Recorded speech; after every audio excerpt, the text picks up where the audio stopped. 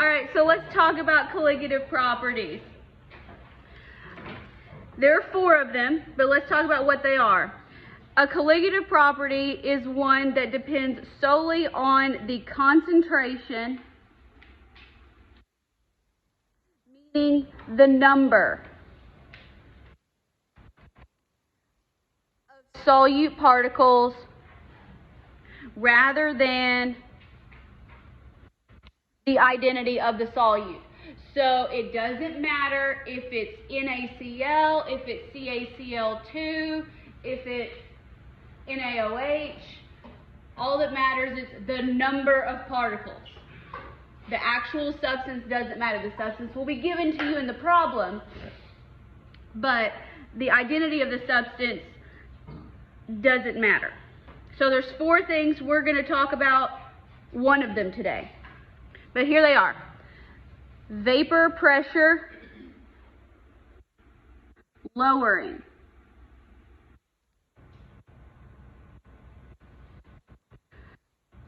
Freezing point depression. You can say lowering if that makes you feel better, if you don't like the word depression. Boiling point, elevation. And last one is osmotic pressure. All right, now, it depends on the concentration of the solute, not so much the specific identity. However, they are affected differently depending on whether the solute is covalent or ionic. So you still have to be able to tell what kind of molecule it is.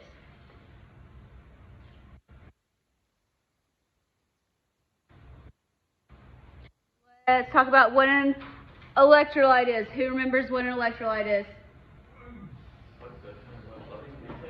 Yeah, what is it? Oh, it's like salt and stuff like that that helps you stay hydrated. Yes, it helps you stay hydrated. That is certainly true. So for our purposes, an electrolyte is a substance that breaks apart. It forms ions when it's dissolved in water. It's called an electrolyte because it conducts electricity, which is the lecture I'm writing right now. Okay, so when we're talking about things that form ions when dissolved in water, here we're talking about acids, bases, salts.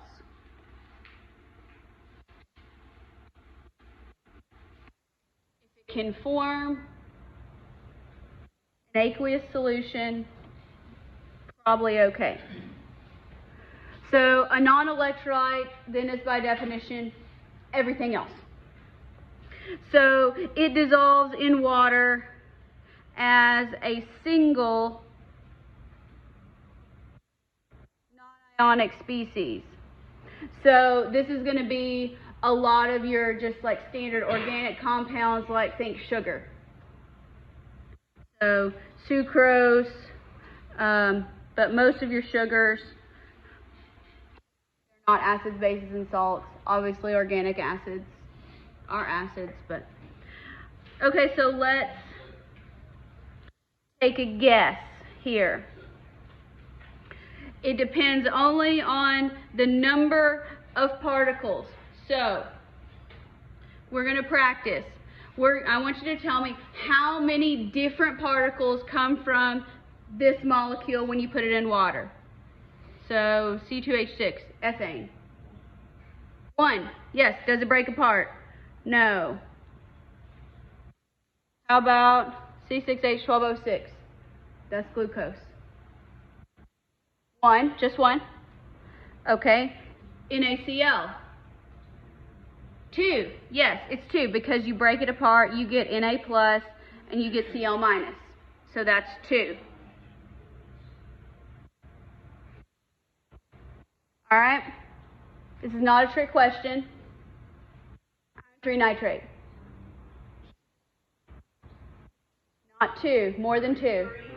Not 3. 4. 4. Because you get Fe3 plus, and you get 3 minuses. So 1 plus 3 is 4. If you can count, you can do this.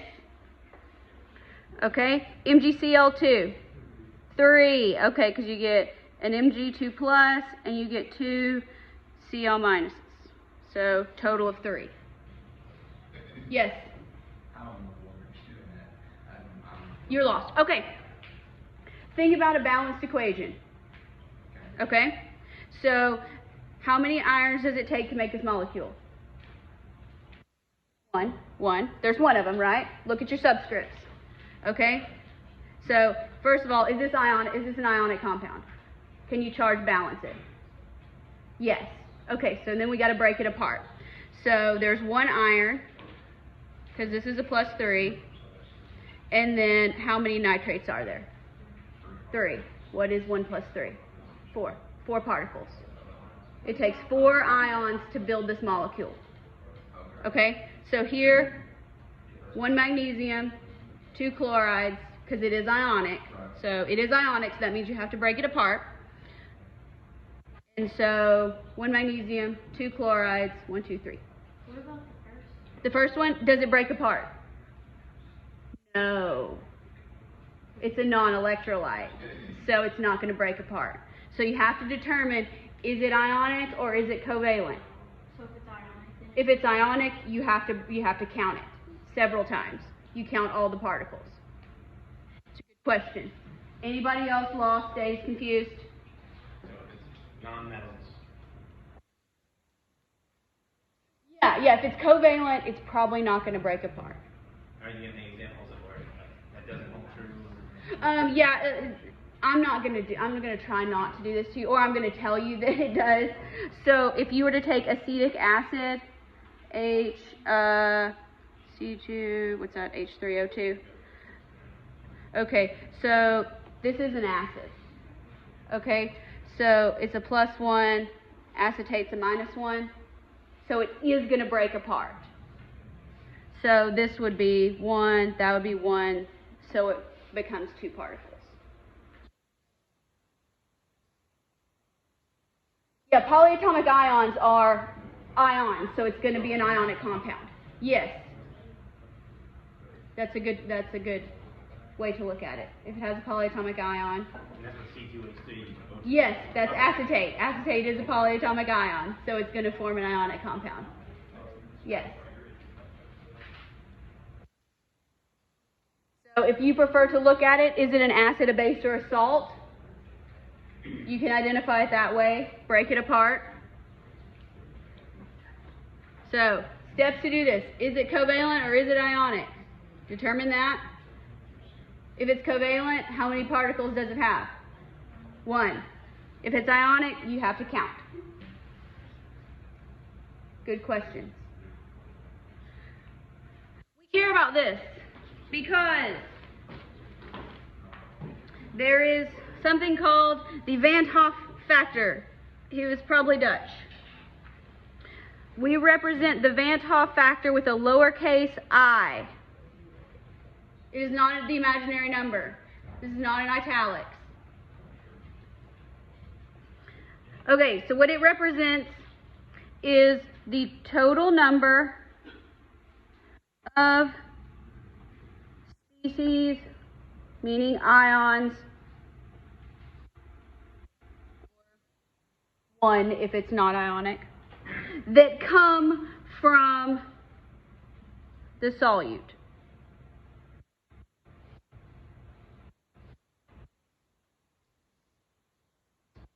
So the way you calculate it is pretty much this way, but I'll give you what the book tells you. It is the moles of particles in solution over the moles of formula units that are dissolved. This is basically what we just did. So let's go back to magnesium chloride. If we dissolve 1 mole of magnesium chloride, so there'll be a formula unit. So if we say 1 mole, MgCl2 is how many moles of particles? How many ions do you get? Nice try, Ethan. 3. So, because there's 3 particles. Each molecule gives you 3 particles.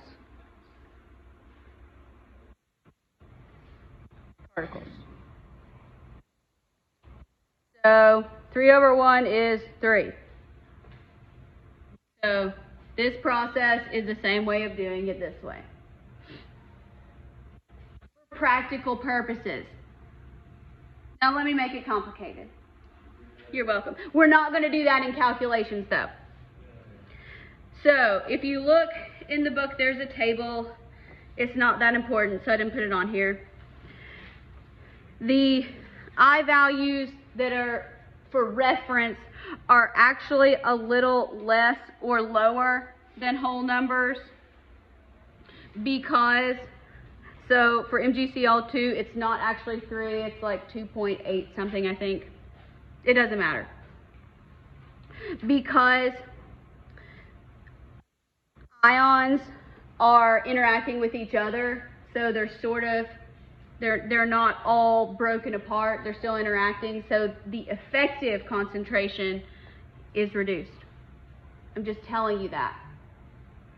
It might be on the homework. Yes? Is there units on the... No. Units cancel. So moles, particles, moles. So we care about moles and moles, they cancel. So you're just going to get a whole number, and you'll use it at some point.